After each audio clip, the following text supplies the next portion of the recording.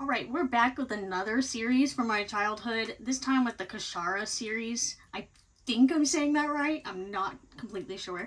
From Amelia Atwater Rhodes.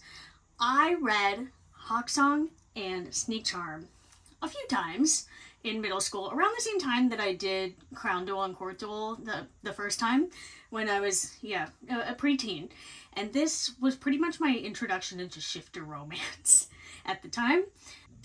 I remembered some things about it, that there's birds and snakes, and they're trying to come together after a huge war, and there's like a Romeo and Juliet style romance, except they don't actually like each other either, so they have to learn to bring their people together. What's interesting that I also remembered was that Amelia Atwater Rhodes, the author, they started writing really young, and I looked this up again now when I've reread this series, because I also read In the Forest of the Night that they did, which was their first book, I believe. And that book, Amelia was signed to write that book when they were 14 years old. So that was amazing. And I think it released in 99. And then Hawksong came out in 2002 or 2003, so Amelia was 17 or 18 when that one came out. So these are from a very young person writing. It is, reading this again, and it's very obvious, but what's pretty impressive to me is that where Amelia didn't have the prose level at that time, they were very into world building and building a culture. They had this intricate magic system going on and these intricate relationships happening. Sure, some of the characters still fell flat, but just knowing that this came out of such a young person at the time was awesome. I also found out that this was actually a 5-book series. I only read book 1 and 2 originally, but for this I decided to do all 5. They are all interconnected and they're all from a different perspective. Books 1 and 2, Hawksong and Snake Charm, are pretty much like a duology almost. They're the same couple. And then 3, 4, and 5 are each another character within the world, but it's still following one overarching plot line. It was cool to read the other 3 books so long after reading the first 2 in my childhood and seeing where Amelia took this story. I'll begin with Hawksong. Hawksong is from Danica's point of view, and Danica is a hawk.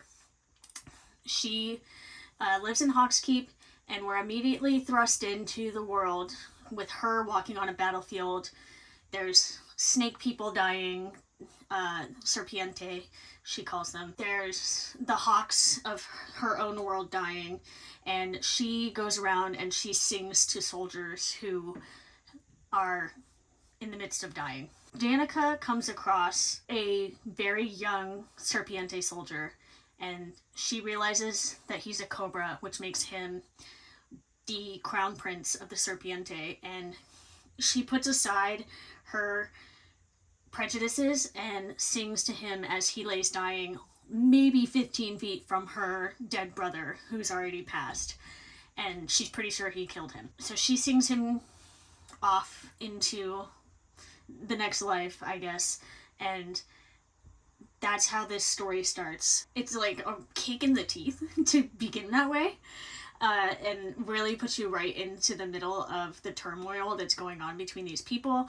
The hawks and the snake and the serpiente have been at war for centuries, and they don't even remember why. Danica's mother, well, they get approached by the next serpiente prince's sister, and she's like, we're done with this, we're done with war, you both lost sons today.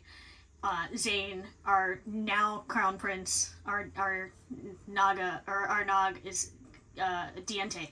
There it is.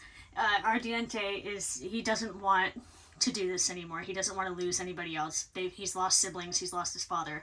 On the hawk side, Danica's lost her sister, her brother, her father. They've lost everybody. So Zane sent his sister to try to see how willing the hawks would be to talk through any sort of proposal. And they go to the Mistari lands, where the tiger shifters are, which would have been really cool to explore more, but we unfortunately don't get to see the Tiger Shifters anymore throughout the series. But they go to the Mystari lands, the Tiger Shifters, for neutral ground, and the wise leaders of the Mystari decide that, or offer their advice, that Danica and Zane need to marry to force peace across their people who have been fighting forever. And that is what they endeavor to do, and that's what the rest of the story is about, is them coming together as Danica takes on the role of the Tulithe, I think it's pronounced, the hawk leader from her mother, and Zane takes on becoming the Diente for the Serpiente, and together they're going to rule both their kingdoms. This one was full of nostalgia for me, and I really enjoyed it. Like I said, there's a lot of interesting culture that Amelia weaves into the story. There's a lot around dance throughout the whole series. Amelia really likes dance, and so there's dancers that are part of the story. There's magic that can be woven with the dance. There's special meaning with it. One of the things that threw me, that really showed that this was a younger writer, was that we don't really get like what the kingdom is or anything like that. We don't get a pinpoint on what world this is, except a couple times Amelia puts things in like, oh, your Chinese silk pillow, or this thing from Greece, I believe it was. And then there was one other one that I was like, okay, so we're on Earth? What? And throughout the rest of the series, humans are mentioned like twice. So it really threw me for a loop that we're on Earth. We don't even know where. So it's just the Hawklands and the Serpiente lands and the Mystari lands, and then later others. But you could see that youth there in the first book. But it was really enjoyable. The pace was pretty quick. So I enjoyed walking down memory lane with Hawksong. Now, Snake Charm is book 2. This one is from Zane's point of view. And we're continuing the story, and Danica is pregnant at this point with their first child. That's the story. This second one really let me down rereading it. Danica learned some dance from the Serpiente, and there's also a falcon that comes through, and falcons live off on their own because they are regal and believe themselves above hawks and ravens and all these other birds. But in the hawk kingdom, all the other birds live. A little convoluted, but so this hawk excuse me, she would be so upset if I called her that. This falcon comes and demands to know where this hidden falcon is, and falcons can apparently shapeshift into other forms. Like, they can look like a raven shifter or even a serpiente shifter, and like, they literally take the form from somebody. They have to do magic, and it's not like they can just create a form out of nothing. They have to take it from someone. Danica and Zane are very concerned because they don't want the falcons' focus to be on them. The falcons, even the hawks and serpiente, like, literally just ended this war. Both of them are more afraid of the falcons, and the falcons are vicious and bigoted and xenophobic and racist and all the things. They don't like anybody else. So they want to get rid of this woman as quickly as they can. But they don't know how to find this falcon. And so the whole story is going through trying to figure out who the falcon is. It's a twist. They find out who it is, and he voluntarily goes off with, I think it was Jarsa? No, that's the Empress. I don't remember her name. However, he voluntarily goes off, and then Danica has her child, and that's pretty much Zane's story. I felt that this one was the weakest of all 5. It did nothing for me. It kind of expanded the world, and it kind of was an epilogue almost to Hawksong, just to have a second one. It is what it is. Now, book 3 is Falcon Dance. And this, we're following Nikias, who we just found out from book 2 is the falcon that was hiding. There were other falcons hiding, but this is the one that they were looking for. Now, Nikias is actually of royal falcon blood. And from book 2, we were hearing that the Falcons were awful, terrible, terrible people, and that like they will torture you for anything if you look at the Empress the wrong way, kind of thing. But when Nikias comes there, I guess because of his royal blood. When he comes there, everybody's so happy and nice, and this is like paradise here in the Falcons' lands. He comes there and he is swayed to possibly stay. He has to make choices about whether he wants to go back to his court and keep his oaths to Donica, or stay there and learn to become the Falcon Prince. And that is his story. I know that Amelia explains it a lot. It just was very jarring for the Falcons to not be as vicious as they kept being talked about. Even during the story, there are moments where they punish someone or talk about incidents that happened, but it never happens really on page. It was just odd. But Nikias, the whole story, is learning to use his falcon magic. He goes away because his falcon magic is out of control, and he never knew how to control it, so he wants to learn how to do that before he goes back to Donica. And that is book 3, which does not have a romance.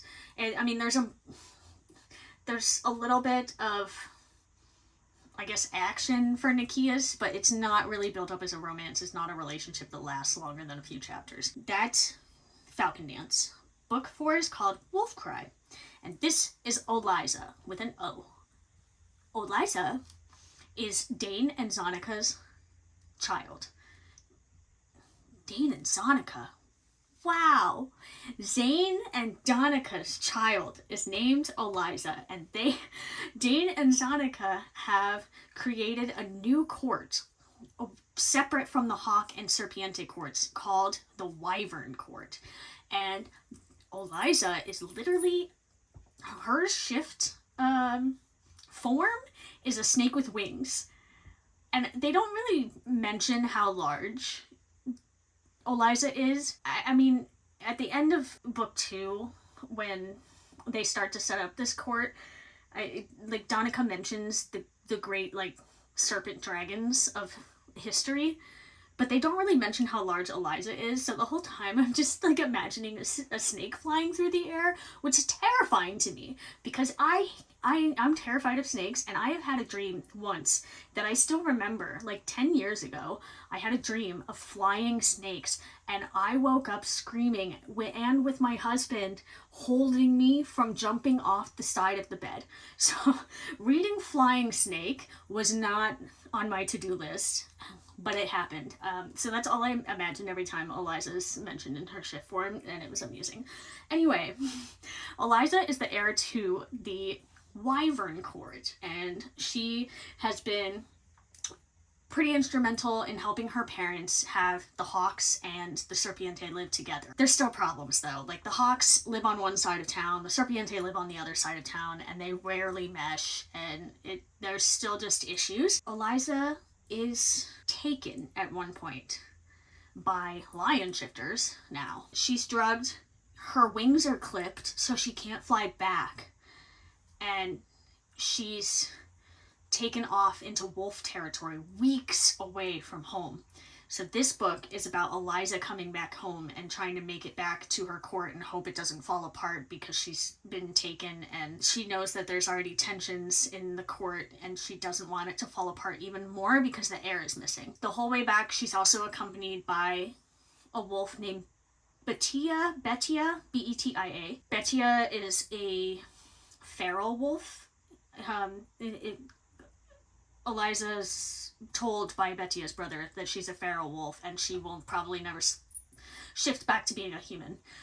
But they both kind of heal each other on their journey back through the woods, through the weeks, to get Eliza back home.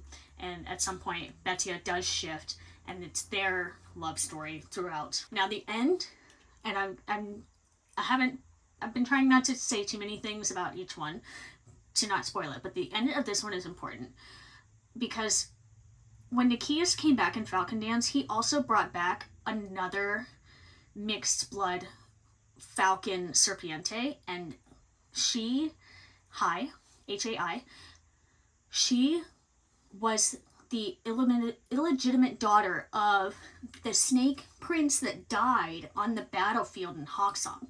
But she's like, she has her own issues. She can dance and see the future, and it does like really mess with her a lot. So she was kind of ostracized even in the Wyvern Court when Nikias brings her back. But she helps Eliza do a dance to see the future and see what would happen if Eliza took the throne, because Eliza now knows, after Nikias finally tells her, that she can't have a child. If she does have a child and continues the Wyvern line, then the magic will be so destructive it will take out their species again. Like, it'll be worse than the war. So it's kind of a lot to put on Eliza's shoulders, but then it kind of gets fixed because or resolved, I guess, because she falls in love with Batia and would have to adopt a child. But she's still the heir to the throne, so she's deciding, do I go off with Batia and live my life with someone I love, or do I marry a hawk or serpiente and make them my king of the Wyvern Court, because you have to have a child to be able to be the ruler. I mean, in such a progressive court trying to bring together two species, you would think that rule could be bent. But anyway, still a young person writing this, Eliza does the dance with High's help and sees that there is no future where she can be the queen of the Wyvern Court and not have the whole world destroyed by her child. So she runs off with Batia and she abdicates the throne.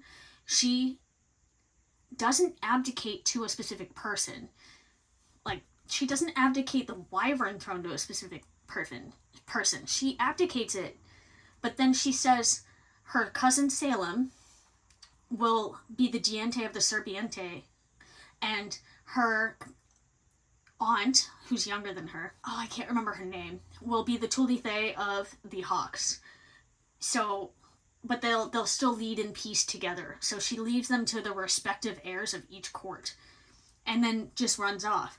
And I understand what Amelia was doing here with this plot, and it was interesting to have a story where at the end the hero doesn't get everything. The hero has to make a choice to let go of a kingdom that they were trying to put together with their parents to let the species survive. But it was still a letdown as a reader to not, like, to end in such a weird way. It was just, okay, I went off on my trip and now I've seen horrible things and I'm gonna leave.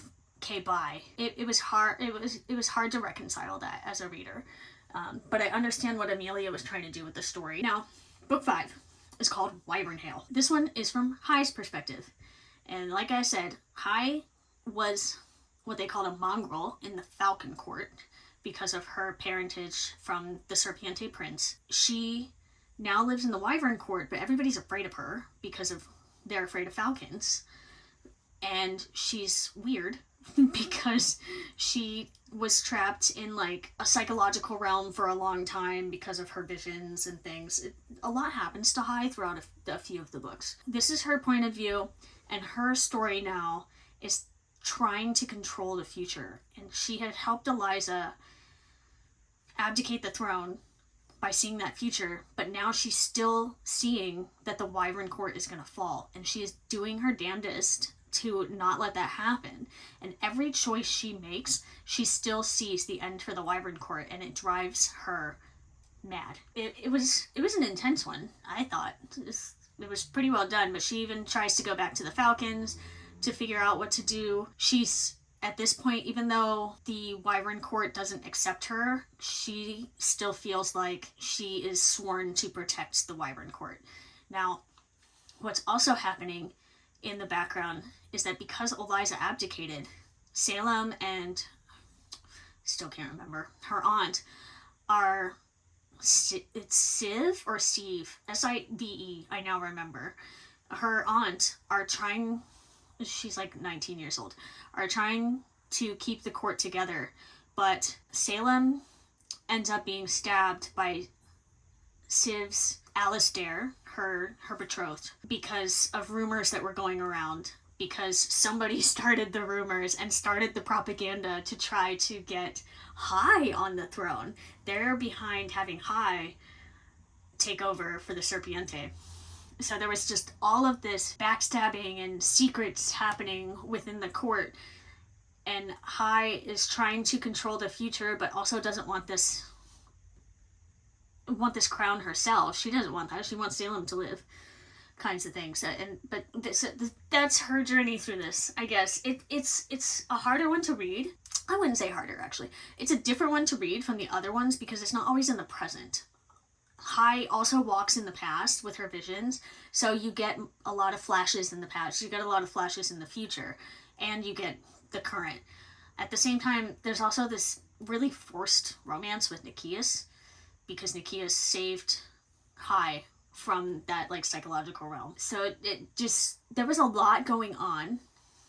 I appreciated how it wrapped up the story, and I think I liked High the best if you disregard Donika's story, because, I mean, there's the nostalgia factor in the first one.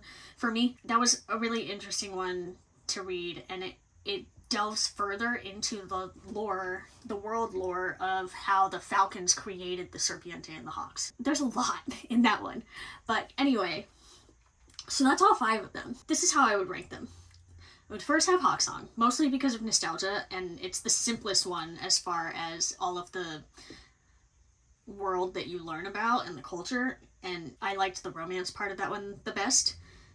That was enemies to lovers. They really didn't like each other. My second one is probably Falcon Dance, actually. I really liked Nikias' story, going to the Falcon Lands and figuring out his choice of what he's going to do, with whether he wants to be a Falcon Prince or go back to the Wyvern Court. The third one was probably High's story, Wyvern Hail. Like I said, I think Falcon Dance and Wyvern Hail probably around equal to me. I really enjoyed both of those. The fourth one would be Wolfcry. I don't know, Eliza's ending with abdicating the throne just really bothered me. I like that journey up until that point, so that's why it's 4th for me. And the 5th one, the last one, is Snake Charm. By the end of the series, I still think that's the weakest one. I still think that one had the least amount of contribution to the story. It was literally just there to get Nikias to the Falcon Lands and to get Eliza born, because Danica's in her pregnancy at that point. And I really felt it didn't do anything else for the story. Now, I read all 5 of these through Libby on my Kindle app, so that's how I got them. They were all available through my library without any wait. And they're all around between 150 and 200 pages, maybe a little more than 200 on a couple of them. And I felt like there was a perfect length. It was really refreshing to read something short again. And it was the same thing with Crown Duel, because the omnibus was about 450 pages, so both books are in there. It's around 200 each. I kind of want shorter books again. These big chonkers of 400, 500, 600 page books are great when they're warranted. And I feel like, and I'm sure other people have talked about this at length, we're extending books. And then I've heard a lot about how Kindle Unlimited has actually influenced this because of page reads. I can see how it happened, but everything being over 350 pages is just a lot, and a lot of them don't need to be. I liked this more concise story from a very young author who, it wasn't like the best literary thing ever, but Amelia developed such a great world and such interconnected thing between all 5 different characters and then the side characters too. It was pretty incredible for someone so young. And they kept each book concise. It really hit me while reading these that I really want books to come back down. It doesn't necessarily have to be down to 200 pages, but between 200 to 300 it would be nice to have books that size again. So overall, I really enjoyed reading through all of this, each different character, going through the world. I definitely could feel the youth written here. It did feel like, because this is early 2000s, it did feel like something that might have come off a fiction press.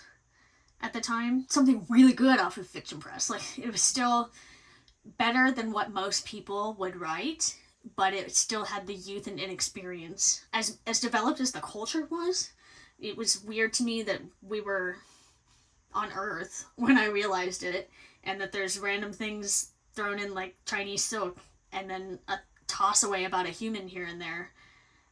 But that's it, and we don't get any other hints about how these kingdoms interact with humans or Earth in its countries. I thought the side characters were a little underdeveloped, and the Falcons specifically just bothered me because they're built up as these incredibly vicious people, but every single time you come across them in every book, especially in Hai's book, like, they just acquiesce to everything that everybody asks of them. Nikias goes there and he doesn't want to be prince, so they let him go. Hai is let go. The Hai's mother, who is in the Falcon's like premium guard called the Mercy, was imprisoned and gets forgiven.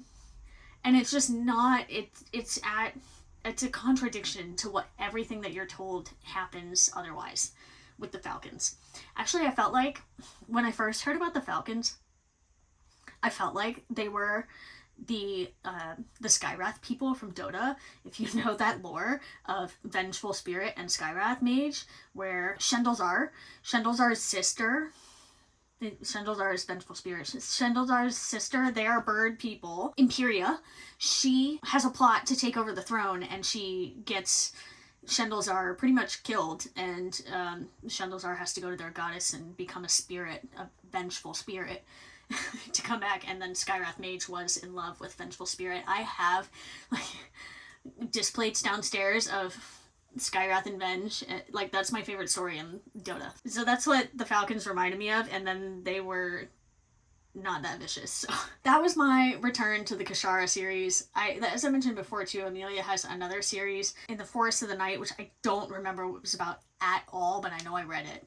And then I believe they had one other series, but I'm not 100%. I think the last thing that was published from Amelia was in 2014. Anyway, a really fun time to go through this. I was impressed with how this young person wrote so much world and had such an intricate plot.